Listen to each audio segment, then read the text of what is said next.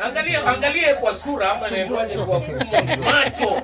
Ambia yeye kunjua uso yako. Kila mtu ambia jirani yako. Yaani wamejali maslahi yetu na bado tunakunja uso. Kunjua uso. Nataka niwaambie ni vizuri kwenda pahali watu wanajali maslahi. Na mimi najua maslahi yenu itajalika siku itakapofika. Safari inaanza.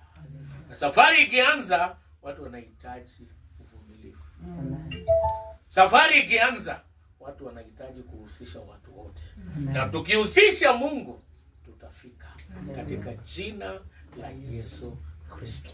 Bwana asifiwe. Amen. Jambo la tatu, tunahitaji kwenda pahali ambapo watu wanatii Yesu Kristo.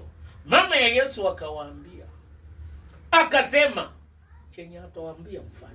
Amen. Hata mimi nawaambia chenye Biblia inasema mfanye. Kabla chochote hakiendelea, fuate chenye Kristo anasema. Usifanye yenu, mtii na mfuate. Kila kitu ambacho mnataka kufanya, tafuta baraka. Baraka ikipatikana, safari itaendelea.